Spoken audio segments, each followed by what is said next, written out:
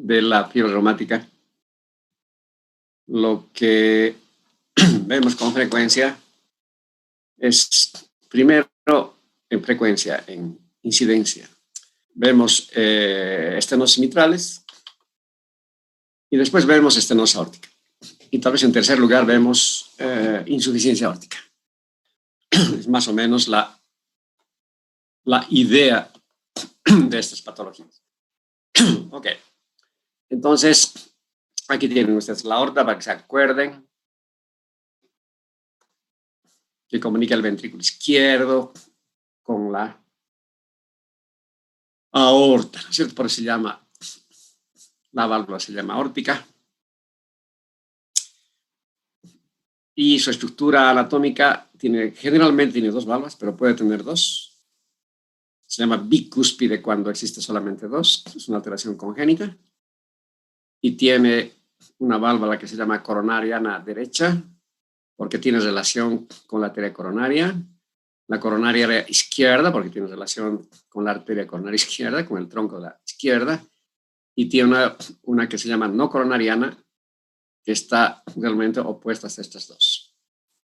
Aquí tienen ustedes una válvula aórtica, pero ya con estenosis, ¿sí? Y está cerrada. Las válvulas están completamente cerradas.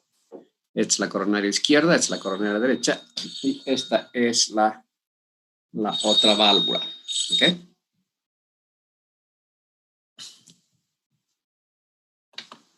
¿Aló? Sí, dígame. Sí, me han pasado, sí. Ya los tengo. A las 12 entonces. Sí, a las 12, sí. Ahí lo espero. Ya listo. Chao, hasta luego.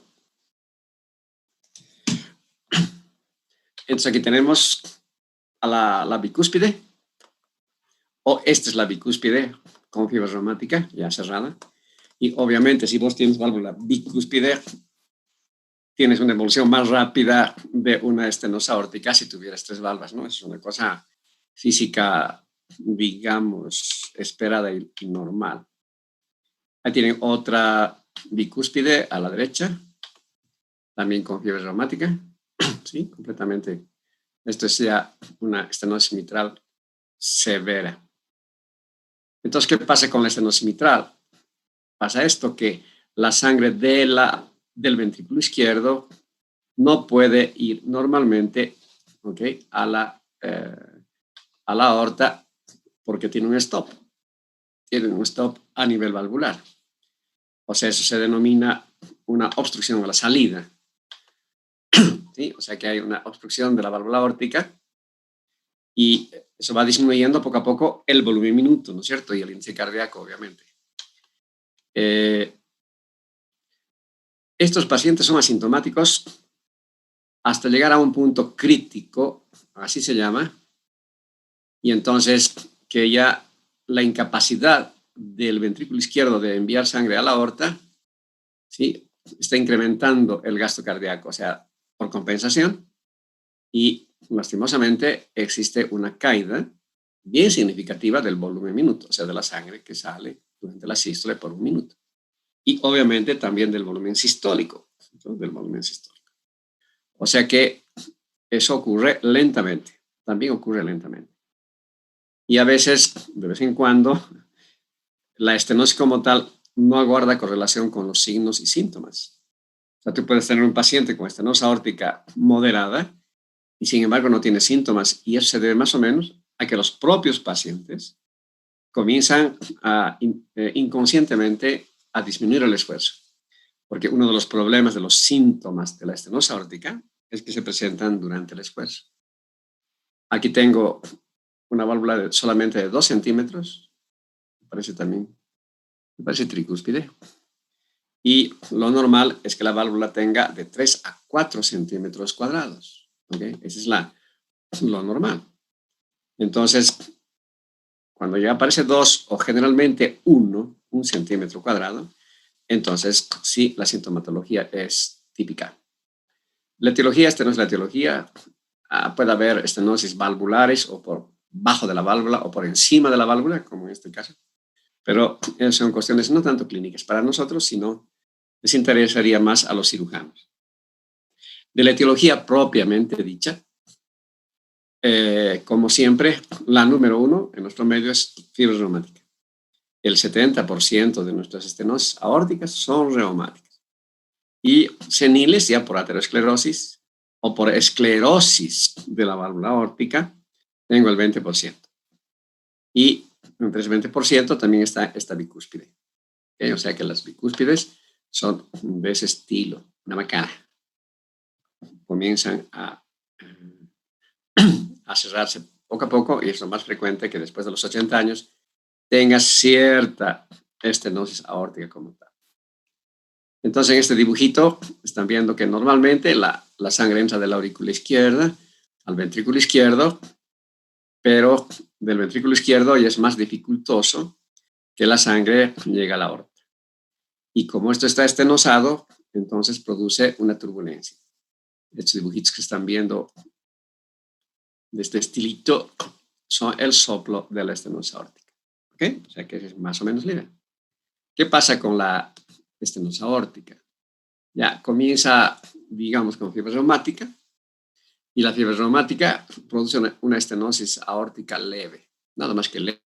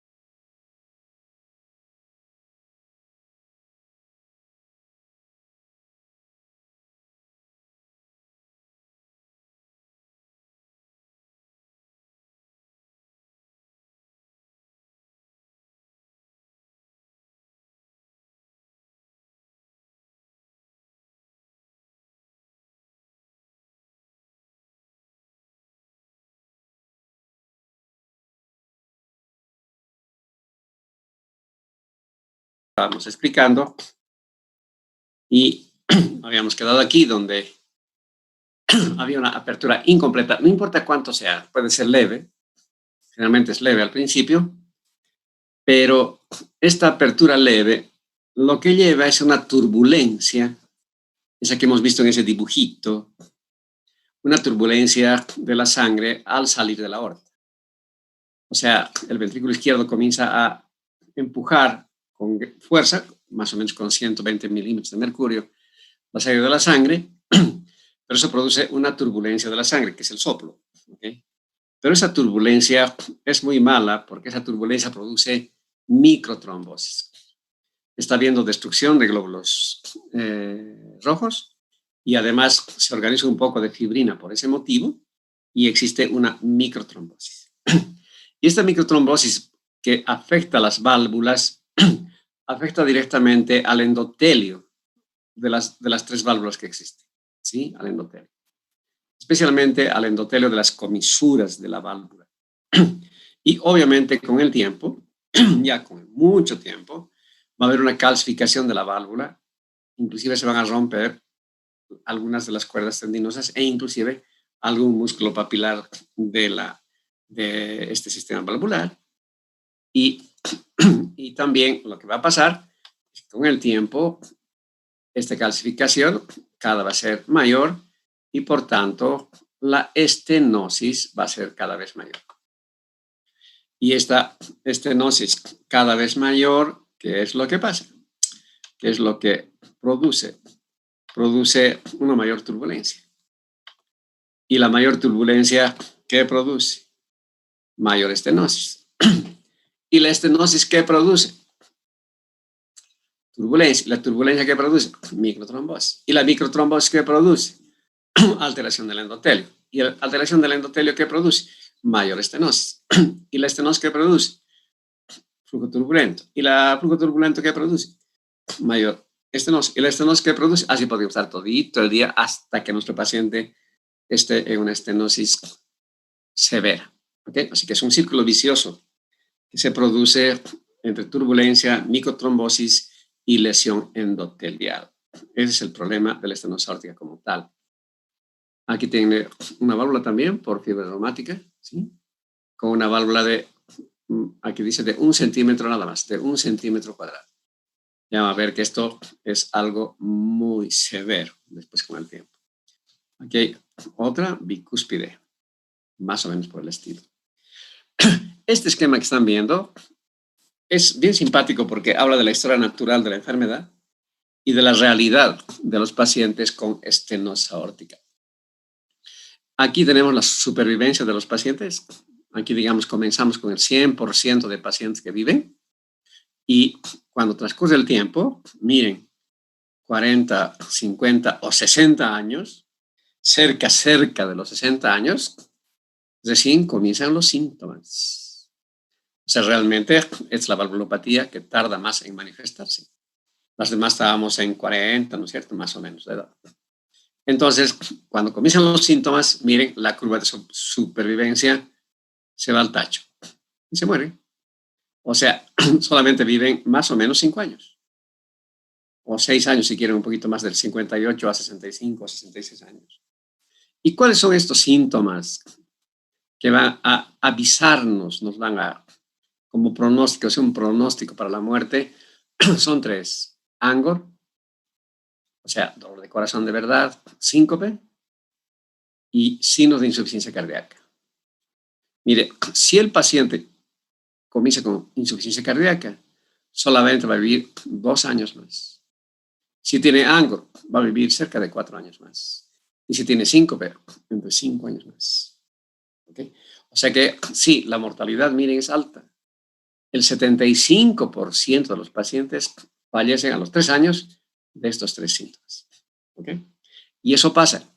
Es una de las valvulopatías que sí se puede calcular cuánto va a vivir el paciente. Conclusión. Ok, vamos a ver un poquito más de detalle. En la auscultación, el primer ruido está normal porque es mitral y tricúspide y tengo un chasquido de apertura que se produce por la fuerza de abertura de la válvula estenótica, ¿sí? Se quiere abrir más, pero no puede, es un chasquido. Y después viene un soplo protomesosistólico, así, creciendo, decreciendo, ¿sí? Y después aparece un segundo ruido, que generalmente está un poco disminuido, ¿sí? Un poco disminuido.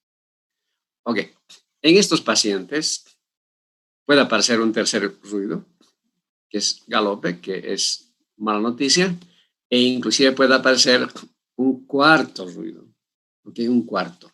Y este cuarto ruido ya se debe al aumento de presiones del aurículo izquierdo, o sea, cuando va repercutiendo la alteración del ventrículo izquierdo hacia, retrógradamente hacia la aurícula izquierda, aparece el cuarto por aumento de volumen y de presión, especialmente de presión. Y si escucharíamos esto, sería un alboroto, ¿no? Tun, tun, cha, tan, tan, así más o menos. Entonces, sí parece una orquesta. Parece una orquesta escuchar cuando hay tercero y cuarto. ¿Ok? No siempre ocurre, pero cuando ocurre es muy bonito escuchar esos corazones así de simpáticos. ¿Eh? Bueno, por otro lado, hay que tener en cuenta que cuando existe un desdoblamiento del segundo ruido, que en este caso es paradójico, lo que vimos el primer día de clases, ¿no es cierto? Los desdoblamientos paradójicos. Si encuentran ustedes este desdoblamiento, implica siempre estenosis aórtica severa. Ahora, aquí en este dibujo, este P2, o sea, el segundo ruido pulmonar, debe ser un poquito más aumentado, ¿sí? Generalmente es más aumentado que este. Esa es una manera de identificar ese desdoblamiento. Pero lo bueno para aprender este desdoblamiento es que este es un desdoblamiento amplio. No es un desdoblamiento así bien, como diríamos, de distancia. O sea, están muy juntos. No, aquí son bien separados. Por eso se puede identificar fácilmente este desdoblamiento paradójico. Y siempre es estenosis aórtica severa. El eco me puede dar estenosis aórtica severa, pero clínicamente yo puedo saber sin eco este problema de estenosis aórtica severa en los pacientes. ¿Dónde se escucha el soplo? Obviamente en el foco aórtico. Y por otro lado, la irradiación de este soplo es hacia los vasos del cuello. Y esa cuestión semiológica, ese datito semiológico, es clave para el diagnóstico. La estenosis aórtica se irradia a los vasos del cuello. Por eso que en estos pacientes que tengan siempre soplo, tú tienes que escuchar su cuello. Es obligatorio. Le dice al paciente que no respire, porque si sigues respirando vas a escuchar su respiración y vas pensando que es un soplo. Que no respire un ratito y vas a escuchar el soplo bien intenso y rudo, que es la estenosis aórtica. Es parte del diagnóstico. ¿Ok? Pero también se puede irradiar hacia la zona apical. Un ratito, por favor. Hola. Hola, Norma. Ya, okay. Entonces, de ese estilo, tú puedes tener irradiación hacia también al foco pulmonar y te hace confundir con estenosis pulmonar. Pero obviamente, aquí está el soplo más fuerte y se está irradiando al cuello. Aquí tienen ustedes un fono. El primer ruido, el soplo protomesosistólico, y aquí el segundo ruido todavía único. Aquí tienes un primer ruido, el chasquido de apertura, el soplo protomesosistólico en rombo, y aquí está el desdoblamiento paradójico del segundo ruido. O sea que este fono sería de un paciente con estenosis aórtica leve y este sería un paciente con estenosis aórtica severa. La radiografía de tórax no sirve para nada porque son corazones chicos, no hay cardiomegalia, hacen hipertrofia, pero la hipertrofia es concéntrica, ¿sí? Aquí están haciendo la hipertrofia, entonces no estoy viendo, o se dilata muy poquito, digamos, grado 1 cuando mucho, pero nada más. Antes pedíamos obligatoriamente una radiografía lateral para ver si había calcificación o no de la válvula aórtica, que se nota el cabarito, esa es la pero ahora ya no se la pide porque hay el eco. Esto también te orienta en la clínica. ¿Okay? Te orienta en la clínica. Si la estenosis aórtica es de etiología congénita, entonces los síntomas aparecen mucho más temprano de lo que estábamos hablando, a los 25 años, ¿okay? Que es medio rarito, pero por fiebre reumática aparece entre los 50 y 60 años. Y si aparecen más de los 60 años, es por arteriosclerosis, ya por degeneración de esclerosis valvular, y ya no es fiebre reumática tampoco. Y el cuadro clínico aparece generalmente, aquí dice que la válvula está entre 0,60, o sea, 0,6 a 0,7 centímetros cuadrados, pero lo que vemos generalmente es de 1. Cuando está 1 centímetro cuadrado, aparecen los síntomas. Claro, si la estenosis es más severa como está, los síntomas aparecerán más pronto. Y mire, la angina de pecho es la más frecuente. El dolor precordial es la más frecuente. El 70% de los pacientes vienen por dolor precordial. ¿Okay? Típico, opresivo, intenso, irradiado a los vasos del cuello, irradiados al brazo izquierdo, etcétera, como si fuera ángulo. Y otro por ciento, el 30%, tiene síncope al esfuerzo. Es bien típico. Tenía un paciente chofer que cuando fue a cambiar una llanta de su camión, hizo síncope. ¿Okay? Después recuperó porque realmente fue síncope, volvió a hacer el esfuerzo y volvió a tener síncope. Y había otra viejita que tenía también arreglaba su cuarto y empujando uno de sus muebles, tuvo síncope también. ¿Ok? Así que estos pacientes nunca más van a hacer esfuerzo. Y después, mala noticia, la disnea de esfuerzo, porque la disnea es una manifestación de insuficiencia cardíaca. Y aquí hemos dicho hace ratito en ese esquemita que los pacientes que tenían insuficiencia cardíaca eran los que menos vivían en este esquema de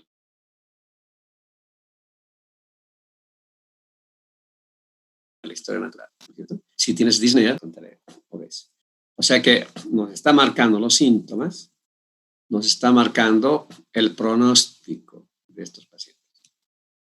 Otra cosa, la presión. La presión arterial siempre son hipotensión, tienen hipotensión. Estamos hablando de presiones de 90, 60, 80, 60, 70, 40. Y además son convergentes, son muy estrechos, 90, 80, 70, 60. O sea, la sistólica muy cerquita a la diastólica. Eso se llama presión convergente. La divergente es de la insuficiencia aórtica. Aquí esta estrecha es de la estenosis aórtica. Y además hipotensos. Y este datito simple y llano de encontrar un pulso parvus y tardus, o sea, pequeño y más lento, es típico de estenosis aórtica. Aquí creo que hay un esquemita de... Este es un pulso normal, con amplitud normal, con frecuencia cardíaca normal. En cambio aquí el pulso hace a veces imperceptible. No se puede apreciar el pulso, especialmente el radial. ¿Sí? Es un pulso un poco más lento y de amplitud realmente bajita. Claro, si la sangre no está saliendo al ventrículo izquierdo, no está llegando a la aorta. Si la aorta no está llegando a ninguna arteria. Eso también se puede apreciar en la femoral, obviamente. Ese es el típico pulso tardus y parvus, descrito, imagínense, en griego hace tantos años. Y la muerte súbita está presente en estos pacientes en el 20% de ellos por año. O sea que el cuadro clínico, como verán, es bien típico y que ayuda muchísimo a tomar decisiones. El electro va cambiando con el tiempo. Miren, aquí tengo un electro de 1980 que prácticamente es normal. Normal. El paciente no se operó y en 1985 comienzan a ver, miren, Sokolovsky está habiendo signos de hipertrofia del ventrículo izquierdo. Y ustedes se fijan, ya el ST ya no es el normal. Ya no tiene la T normal. ¿Sí? Se está aplanando su T y ya tiene tendencia a ser T negativa. 3 años después, este paciente ha aumentado las ondas R de B4, B5, B6 como hipertrofia del ventrículo izquierdo y ya tiene sobrecarga sistólica del ventrículo izquierdo, que hemos visto. Y unos años después, este paciente, miren cómo ha crecido la onda R, cómo se ha profundizado la onda T, pero comienza a haber infradesnivel del ST. Y este infradesnivel del ST está en relación directa con el síntoma Angor. ¿Ok? Con el síntoma Angor. Porque el ST debía estar aquí, en este paciente, o aquí. ¿Sí? Pero,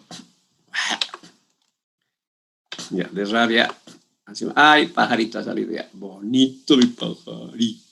Ok, bueno. Entonces les decía que aquí está el ST y miren dónde está de este paciente. Abajo. Casi 4 milivoltios abajo, o 4 cuadraditos, si ustedes quieren, hacia abajo está el ST, y el ST infradesnivelado es injuria. O sea que esto, aparte de ser sobrecarga, es isquemia y el paciente está en injuria. Ya tiene episodios de angina de pecho. ¿Sí? O sea que yo puedo ir siguiendo con el electro si el paciente no se opera por X o por Y. Eso quiere decir, va a seguir su historia natural de la enfermedad, voy a seguir de esa manera. Aquí tengo otro paciente también con estenosis aórtica. Miren el Sokolov. Aquí tengo 10, 20, 30, 40, 50, 60, 70, 80, 100 de Sokolov.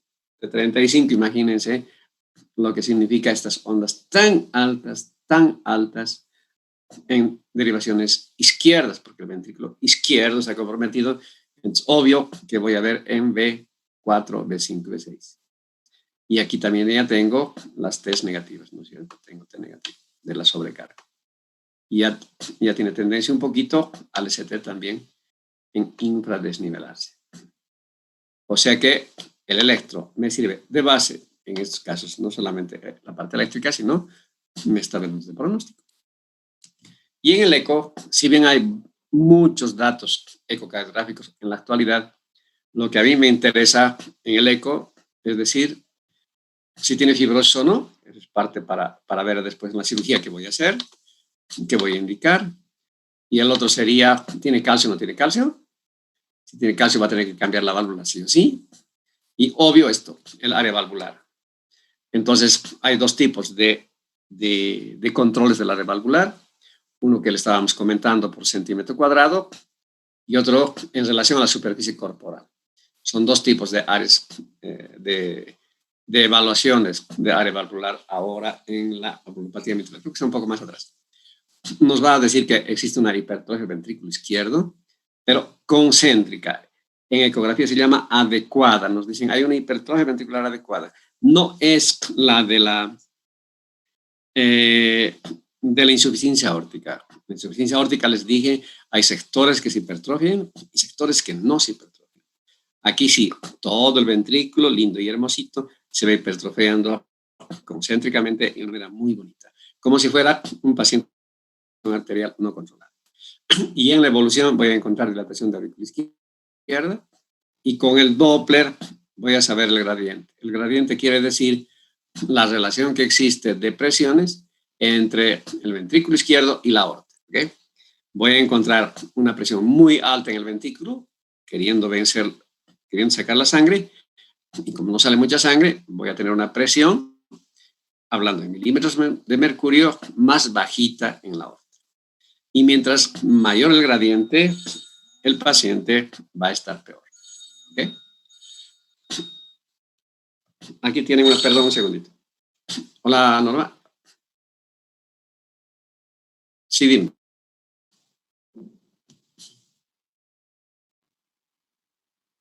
¿A quién? ¿Qué siente tu prima? Pero dime. Espérame. No, estoy yo pasando clases y te llamo cuando acabe. Un ratito, ¿ya? Te llamo. Ok, aquí, por ejemplo, si ustedes ven, aquí hay un área valvular muy, muy chiquitita. A ver, vamos a ver en qué partecita está esa área valvular. Aquí. Esta es la área valvular, una miseria de área valvular. Estito. O sea que es una estenosis aórtica muy severa. Y si le pongo el Doppler, esta zona del Doppler que están viendo aquí, este mosaico es el soplo de la estenosis aórtica. ¿Ok? Y si ahí mismo le pongo el Doppler, o sea, si le pongo el Doppler aquí, voy a tener esta imagen. Y esta imagen voy a medir cabalmente desde la punta hasta este sector. Y aquí, en este sector, voy a tener el gradiente de presión que les decía yo, ¿sí? Para tomar decisiones como tal. Aquí hay otro modo B. Miren, el área valvular solamente es este. El área valvular tiene que ser esa. Así tiene que abrirse la aorta. Aquí se está abriendo muy chiquitita. Ok. El pronóstico, ya hemos visto, está en relación a la sintomatología. Si tiene ANGOR, digamos que 4 años. Si tiene síncope, 3 años. Y si tiene insuficiencia cardíaca, cuando muchos 2, tal vez 3 años, pero la mayoría muere a 1 año y medio más o menos. ¿Ok? Y esta mayoría muere así. La muerte súbita es 1% por año. O sea que hay una relación de muerte súbita importante. Miren cómo los pacientes desaparecen. A los 3 años, el 52% de los pacientes, la mitad ya no vive. A los 5 años, me queda el 20% de sobrevivencia. Y a los 10 años, me queda el 10% de sobrevivencia. Se han muerto el 90% de mis pacientes. Y si le pongo aquí 2 años más, el 100% ha desaparecido. Esa es la historia natural de la enfermedad. Cuando no hacemos nada con estos pacientes, o nunca vienen a la consulta. Otra mala noticia en la estenosis aórtica es que exista fibrilación auricular. Mire, la patada auricular, o sea, la sístole de la aurícula izquierda, es importantísima para que la sangre, mal o bien, entre al ventrículo izquierdo y mal o bien salga a la aorta. Pero si ya no tengo una entrada segura de sangre, porque la aurícula se ha fibrilado, entonces el índice cardíaco disminuye, el volumen sistólico disminuye, el volumen minuto disminuye y el paciente tiene lo que está aquí en amarillo, un deterioro rápido clínico. Especialmente comienzan con disnea. Entonces es un problema. Y también con ANGOR. Entonces ya sabes que un paciente fibrilado, como en este caso digamos, más aún si todavía es de fibrilación lenta, es un problema serio. Hay que tratar en lo posible, en teoría, de que los pacientes sigan al ritmo sinusal, inclusive hasta llegar a la cirugía. ¿Okay? Hay algunos datos clínicos de severidad. Obviamente el eco me va a dar la severidad. Los síntomas que hemos dicho, tan fáciles que son 3 nada más, me indican severidad, pero si tengo frémito, es moderada. La intensidad del soplo no me importa, puede ser 4/6, 5/6 o 2/6. No indica severidad, porque aquí puede estar el paciente gordito, puede tener un poco de fibrosis de otras regiones, entonces no me sirve de nada. Pero sí esto, la duración del soplo, ¿ok? La duración del soplo durante la sístole.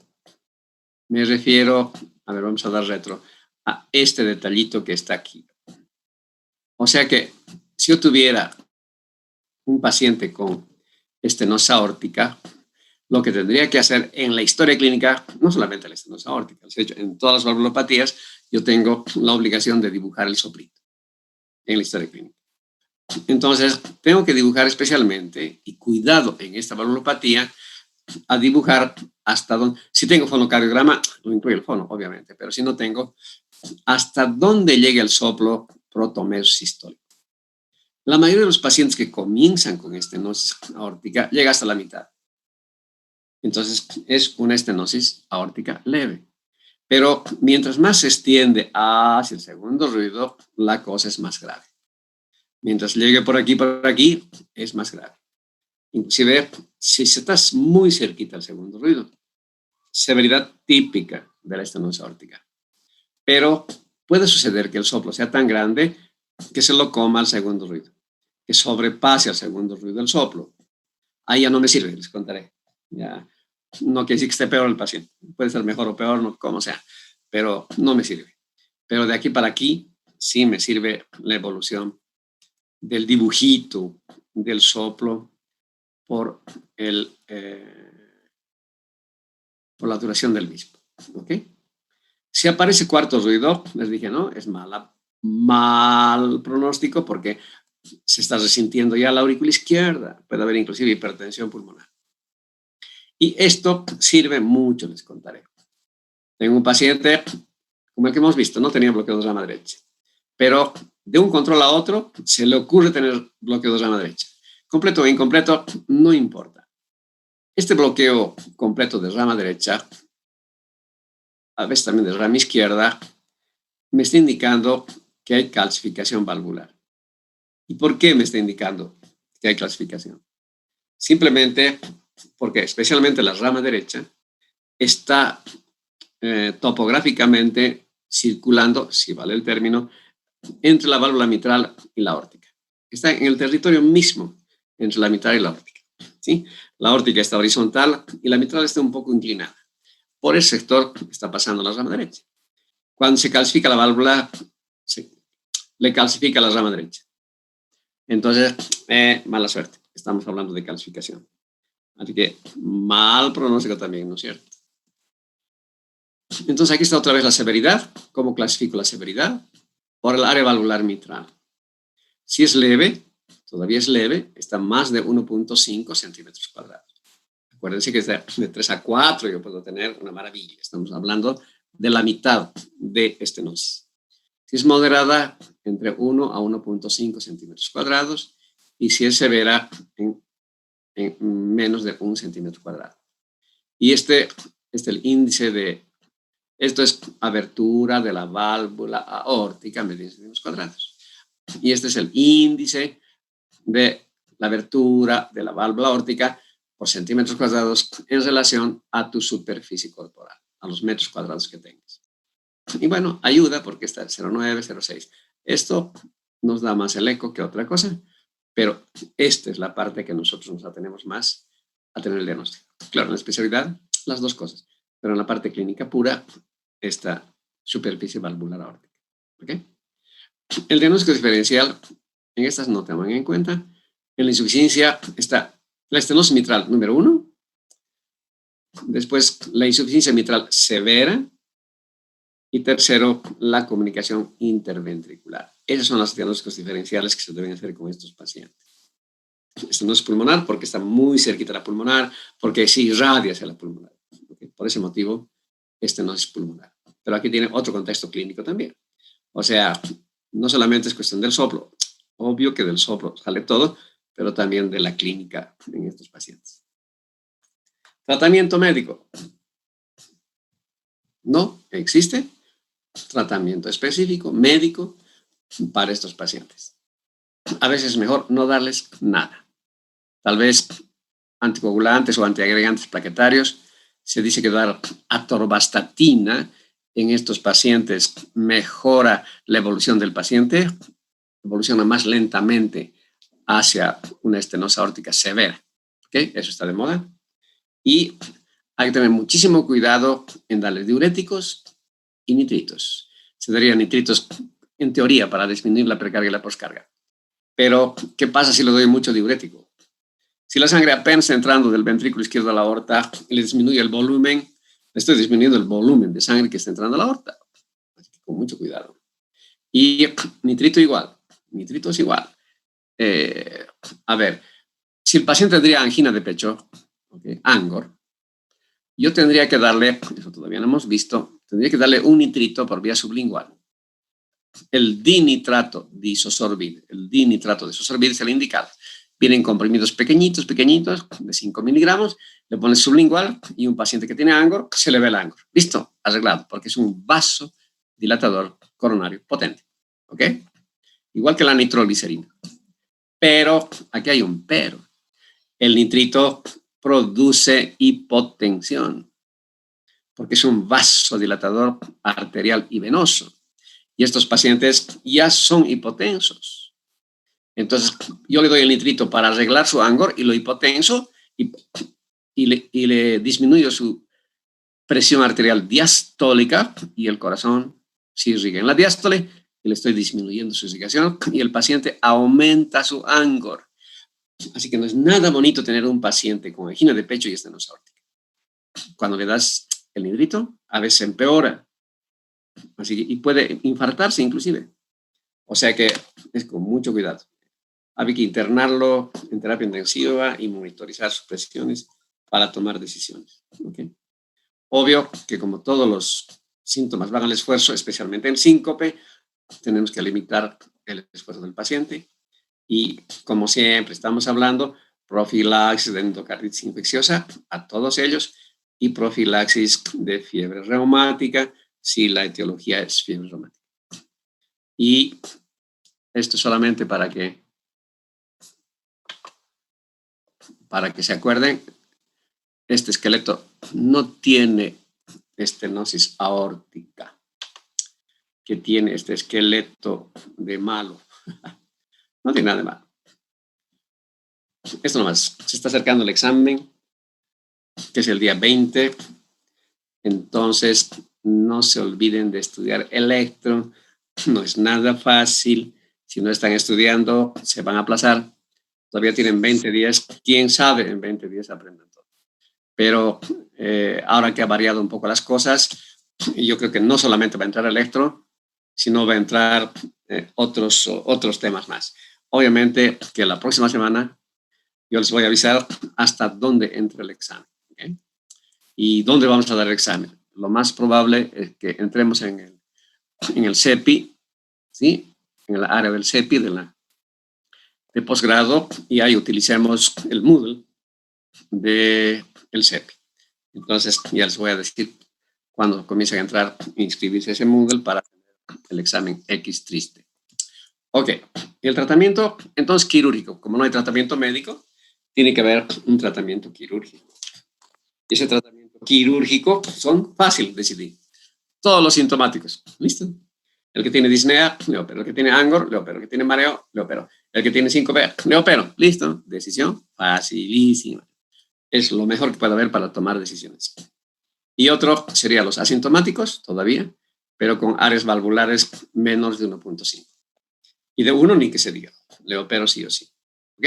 O sea que estos dos son los valores clínicos más importantes para el tratamiento quirúrgico y seguramente una de las mejores válvulas para aorta es la St. Jude. Es la St. Jude. Pero ahí está en posición St. Jude. Pero también ahora puedes colocar una biológica, dependiendo para cada paciente. Lo mismo que hemos hablado para insuficiencia mitral. Y esta operación que se llama la de Ross es súper interesante. En resumidas cuentas, la operación de Ross trata de sacar tu válvula pulmonar y ponerla en posición aorta. Te la cambia. El otro también puede quedarse sin nada. La insuficiencia pulmonar se la puede tolerar sin problema. O te la pongo, una pulmonar, te la pongo con una válvula biológica. O como está aquí, hacemos un injerto y aquí dentro del injerto está la valvulita. Esto es súper interesante. Después no necesitas anticoagulación, nada, porque es tu propia válvula. O sea, no necesitas anticoagulación, muchos cuidados de endocarditis, nada, porque es tu propia válvula. Y mire, la mortalidad es bajita después de la cirugía. Ok, y nos quedaría a los pacientes no calcificados o de mucha edad, en los cuales ya no puedo hacer la cirugía, no puedo cambiar su válvula, o por ejemplo, es una mujer embarazada, así he tenido dos yo, mujeres embarazadas que tenían estenosis severa y no se le podía operar por la guagua, entonces o que tenía cáncer, digamos, muy avanzado. Entonces sí se puede hacer igual una valvuloplastía con IVA. La valvuloplastía es más fácil que hacer la mitral, es mucho más directa. Y existen unas válvulas ahora, estas protésicas, que se las pone por cateterismo. Entras por la arteria femoral, la punción, llegas a la aorta, pasas tu guía y después inflas el balón está incluido con la válvula, abres esta válvula. Abres la válvula, se despliega la válvula y se queda en posición aórtica y listo. Ya no tienes necesidad de operar. Ahora, obviamente, no es la panacea. Quiero decir, no es que la totalidad de los pacientes vayan a uno u otro tratamiento. No. Cada paciente hay que escoger qué vamos a hacer y qué válvula le vamos a poner. Eso es una discusión que se hace juntamente con los cirujanos y en mi hospital, obvio, todas las cirugías se ponían en consideración de toda la residencia para tomar decisiones. Era una manera de aprender. Esta es la primaria que se comenzó a hacer, esta valvulita. Estos son corazón de chanchito y van bien, ¿ok? Muy bien, eso nomás es estenosis aórtica nada más, es una cosa más fácil. Y entonces ahí quedamos y veríamos la próxima, ya veríamos que insuficiencia aórtica veríamos la próxima semana. Yo creo que ya la próxima semana vamos a decir hasta dónde entra el examen y cómo va a ser el examen, etcétera. Va a variar las cosas un poco. ¿Ok? ¿Alguna pregunta sobre estenosis aórtica?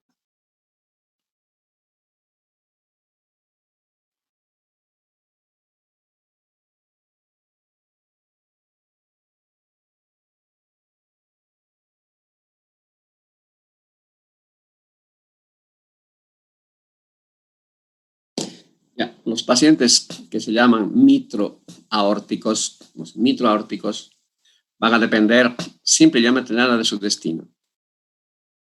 A eso me refiero, que si tengo un paciente con insuficiencia aórtica severa, o insuficiencia mitral, ¿no? Insuficiencia mitral severa, esa va a dominar, lo severo va a dominar sobre lo estenótico. ¿Ok? O sea que va a dominar sobre lo estenótico. Igual, ¿qué es lo que me va a variar un poco las cosas también sobre la hipertrofia del ventrículo izquierdo? La dilatación del aurículo izquierdo. En la insuficiencia mitral, yo tengo, con estenosis mitral, tengo aurículas grandes, ¿no es cierto?, que van a repercutir hacia el ventrículo izquierdo. En cambio, en esta estenosis, en las estenosis no. La aurícula izquierda se va a comportar bien muchísimo tiempo. Entonces, es una pelea entre los dos. Es una pelea entre los dos. ¿Cuál domina? ¿Cuál es más severo que eso?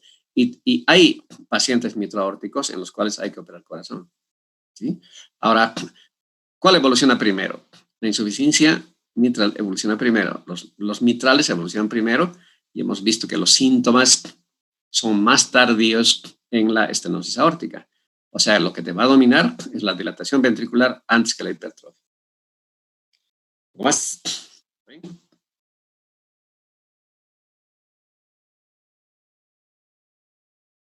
No, las dos cosas. Las dos cosas. Tomas decisiones de una vez para operar y le cambias su aorta, la válvula aórtica, y le cambias la válvula mitral. Son de más riesgo, de alto riesgo, pero se puede. No hay lío. La cirugía dura más. Y en cirugía cardíaca no tienes que tardar más de 2 horas, ¿ok? Si no, hay un deterioro cognitivo cerebral. Pero, bueno, te da tiempo para hacer las dos cosas al mismo tiempo en 2 horas. Listo. Ok, nos vemos entonces el lunes. No sé cuánto. A ver, el lunes es 10, ¿no? ¿El examen qué día está?